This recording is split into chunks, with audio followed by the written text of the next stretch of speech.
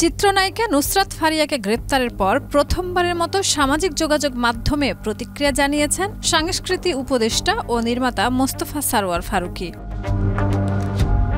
তিনি বলেন, আমি সাধারণত আমার মন্ত্রণালয়ের কাজের বাইরে কথা বলি না, তবে আমি নিজেও এই ইন্ডাস্ট্রির মানুষ ছিলাম এবং কিছুদিন পর আবারও সেখানে ফিরে যাচ্ছি। তাই নুসরাত ফারিয়ার গ্রেপ্তার আমাকে ব্যক্তিগতভাবে বেশ বিব্রত করেছে।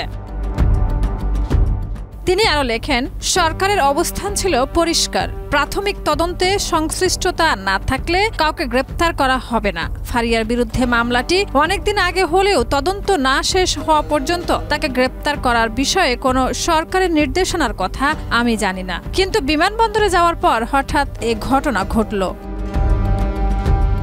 LME সার্টিফাইড বিশ্বসেরা কপারে তৈরি ওয়ালটন কেবলস, যা আপনার স্থাপনাকে রাখবে সব সময় নিরাপদ। ফারুকী মন্তব্য করেন, আওয়ামী লীগের সাবেক রাষ্ট্রপতি আব্দুল হামিদের বিদেশ যাত্রাকে কেন্দ্র করে যে ক্ষোভ তৈরি হয়েছিল তার পরিপ্রেক্ষিতে প্রশাসনের কিছু অংশ হয়তো ওভার নার্ভাস হয়ে এমন সিদ্ধান্ত নিয়েছে। কয়েকদিন আগেই ব্যারিস্টার আন্দালিব পার্থের স্ত্রীর সাথেও এমন ঘটনা ঘটেছে। এ ধরনের ঘটনা কোনোভাবেই গ্রহণযোগ্য নয়।